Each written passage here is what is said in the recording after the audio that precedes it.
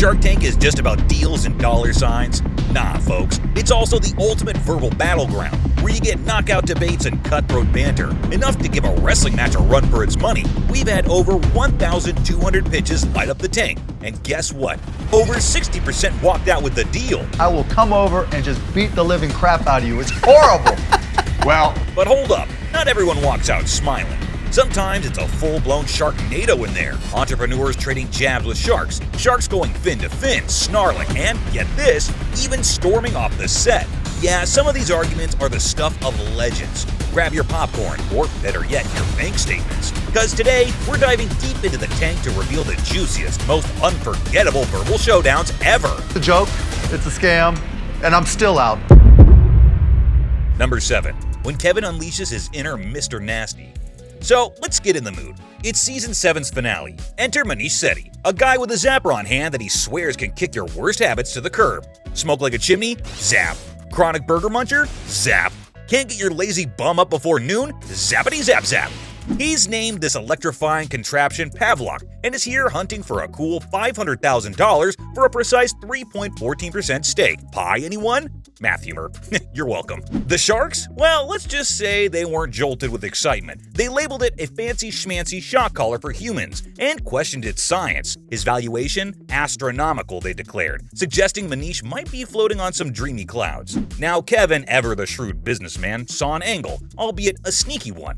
He dangled a $500,000 loan with a cheeky 7.5% interest over 24 months. No equity, no belief in the product, just pure cold business. Manish's response? Let's say it was more electric than his device. He painted Kevin as the money-hungry, soulless villain of the entrepreneurial world. Not the best strategy in the Shark Tank. Kevin Kevin didn't take kindly to this portrait. His retort was fiery, and yes, laced with words not usually uttered before bedtime. He practically booted Manish out of the tank with a fervent, "Get the heck out of here," and added a cherry on top with, "You're a joke, pal."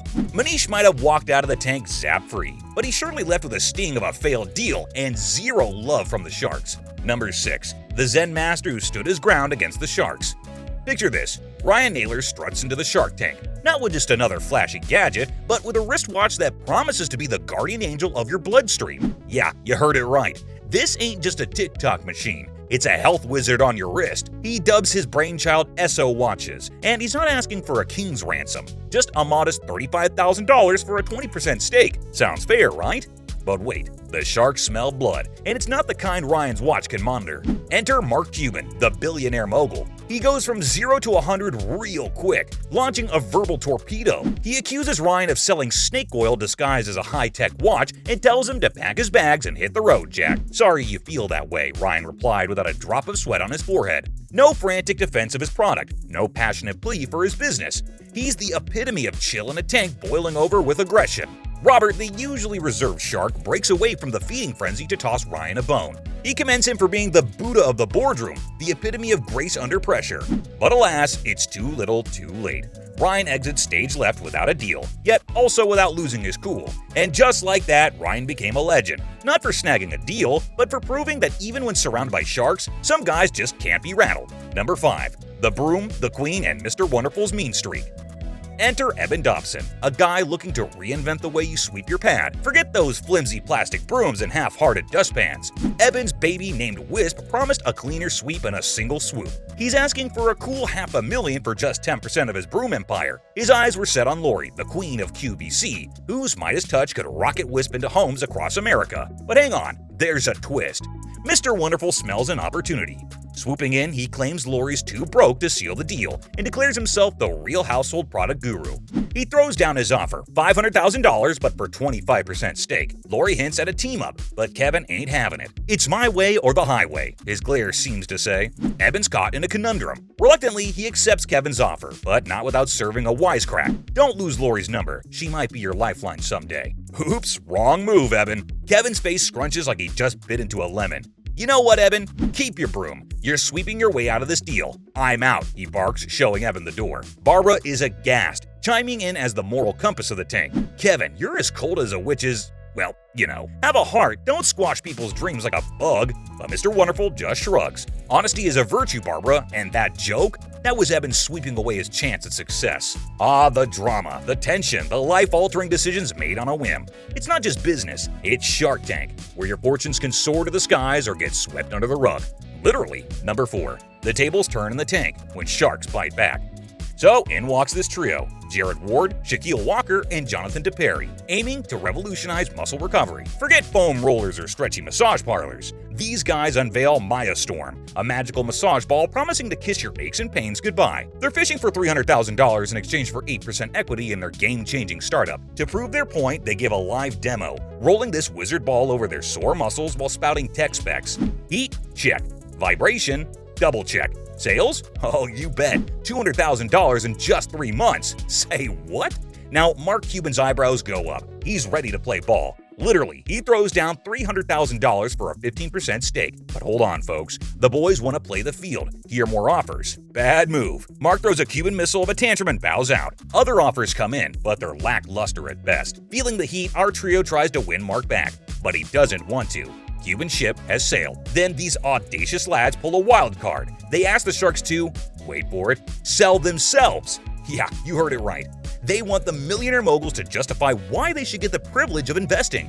Whoa, Nelly. The Sharks go from intrigued to irate faster than you can say Sharknado. Accusations of arrogance and disrespect fly across the tank like cannonballs. Lori, ever the diplomat, decides to give these brave or stupid souls a chance, but at a steep 30% equity. They bite Lori's hook, line, and sinker, but the damage is done. As they leave, Damon has the last word. Roll your egos out of here. While guest shark Matt Mime throws their Maya Storm ball, like he's chucking them out of the Shark Tank universe. Man, talk about an episode that went from 0 to 100 real quick.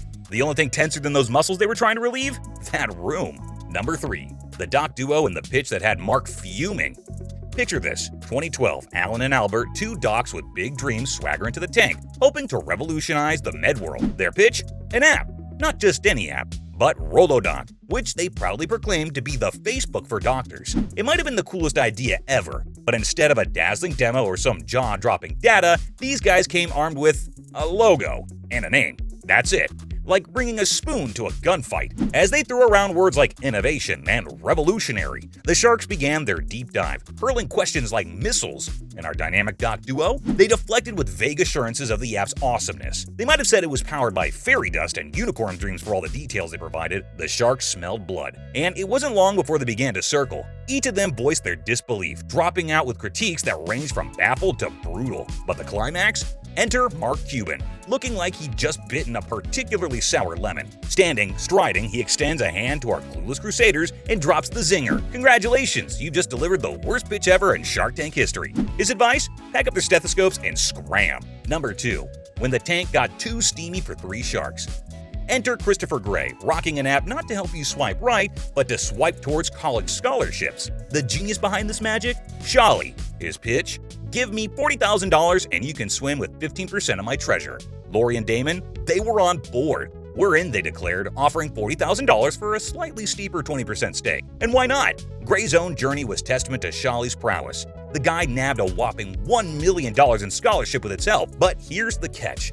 Mark, Kevin, and Robert? Oh boy, they went from cool sharks to boiling lobsters. They pegged the app as more of a charity show, accusing Lori and Damon of exploiting young Gray's narrative. The valuation? Sky high, they argued. And guidance? Virtually non-existent according to this trio. So heated was the showdown that these 3 musketeers threw in the towel. Not on the deal, but on the whole darn episode. We're out, they declared, not just from the pitch, but from the stage, leaving a bewildered Lori, Damon, and Christopher in their wake. With eyebrows raised higher than ever, Lori and Damon retorted, claiming their co-stars were acting more like green-eyed monsters than sharp-toothed sharks. Their goal was simple, lift up a young entrepreneur with a brilliant idea. In the end, amidst the smoke and fireworks, Christopher swam out with a deal, but boy was there a whirlpool of drama trailing behind him. Number 1. The Epic Splashdown between Mark Cuban and Richard Branson.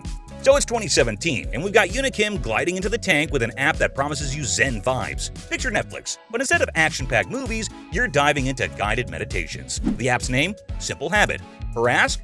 a cool $600,000 for a 5% slice of her Zen empire. Enter Sir Richard Branson, the Virgin Group maestro himself. He's digging the app, and let's be real, he's vibing with Yuna. He fires off his offer, $300,000 for a 10% slice. But whoa, hold the phone. Mark Cuban's having none of it. He accuses Branson of lowballing like a basement poker game and claims Yuna's ask is more gold digging than genuine business savvy. Branson? Not amused. He goes 0 to 60, grabbing his water glass and launching an H2O missile straight at Cuban's mug. Yes, you heard it right. A billionaire water fight in the Shark Tank. Cuban, never one to back down, retaliates, grabs his own glass and gives Branson a splashtastic return volley. It's an aquatic showdown between titans, folks, and the rest of the sharks? They're gobsmacked, unsure if they've signed up for a reality TV show or a wet t-shirt contest. As the splash is settled, Yuna leaves the tank. No deal in hand, but definitely with a story for the grandkids. One thing's for sure, this was no simple habit day in the Shark Tank.